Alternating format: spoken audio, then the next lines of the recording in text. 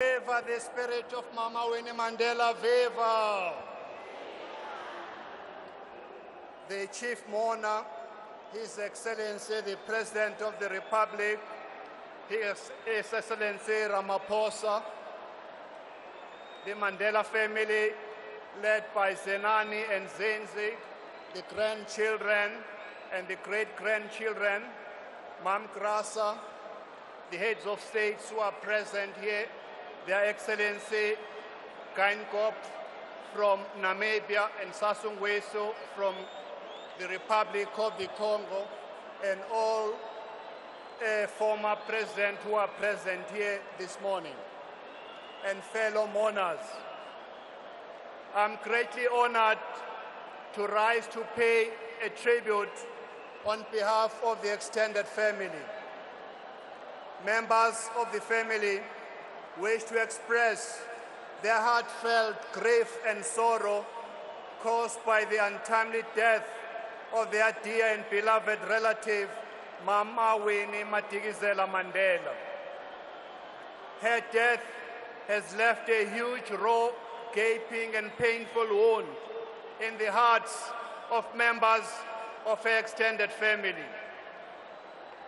Fellow mourners, the month of April has certainly been relentlessly with its grim harvest of death in the ranks of the ANC liberation movement.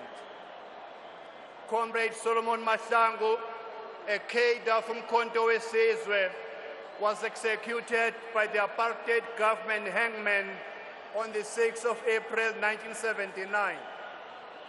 Comrade Chris Hani, a brave leader of the ANC and the SACP, was assassinated on the 10th of April 1993. On the 24th of April 1993, the sun set on the illustrious life of our statesman and the president of the ANC, President Oliver Tambo. Death again has visited us in the ANC with the demise of former Minister Zola Square and Ambassador Tikhang Nene. Sorrow remains a poor school for the human heart and intellect. The family is truly humbled and moved by the outpouring of condolences from near and far since Mama Winnie passed away. This is so because she was a towering revolutionary in the struggle against apartheid and was the loud and fearless and relentless voice of the voiceless, of the oppressed and the poorest of the poor. We are humbled also by the testimony of the great impact she had not only on the people of South Africa, of the African continent, but on millions of people across the world. The remarks by the Secretary General of the United Nations, Antonio Guterres, at the memorial service in New York are apt when he said, faced with the worst heinous of racist and brutal regimes, Mama Winnie helped lead the way in showing what it takes to overcome such tyranny, strength, defiance, and courage. Fellow mourners, Mama Winnie did not just belong to a generation of heroes and heroines. She defined that era of struggle. She became a leading symbol of resistance against apartheid. When she was banished to Brantford, she built a clinic upstaging the apartheid regime that never intended to build one. Even under the watchful eye of the security police and agents, she was able to carry out ANC underground work, managing to slip ANC recruits across the South African border into exile. Even during her banishment, she spoke truth to power, and as a result, bore the brunt of the apartheid regime, who orchestrated smear campaigns against her, executed by Stratcom agents and were on his payroll. The family shared in her pain and in her suffering when she endured the surveillance, all manner of harassment, psychological and physical torture, solitary confinement, and detention under the iron heel of the apartheid state. When family members feared most for her well-being, she, on the other hand, matched the brutality of the apartheid regime with mounting defiance and mounting courage. Thus, through her resistance and fearlessness, she inspired many people not to lose hope in the struggle during the darkest days of repression. The extended family treated her as one of their own, each with their own individual complexities, strengths, and weaknesses.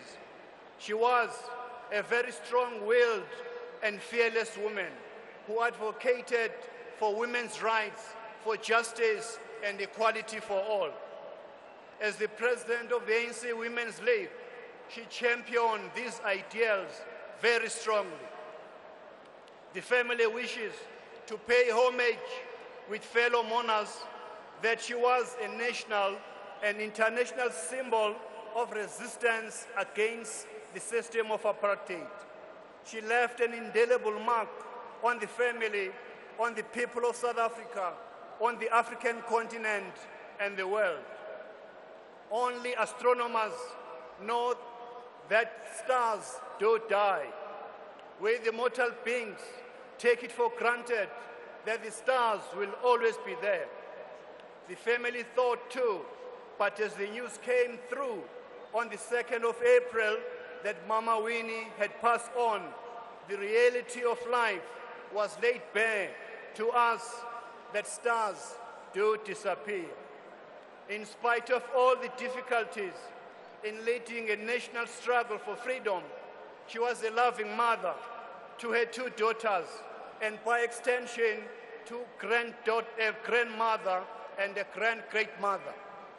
She spoke painfully of the experiences of the harassment by apartheid security agencies and how they affected her very young two daughters. She would recall the harrowing experiences of her daughter screaming when the apartheid police came for her routine arrest. Despite this and many other challenges that she faced, Mama Winnie kept her family together.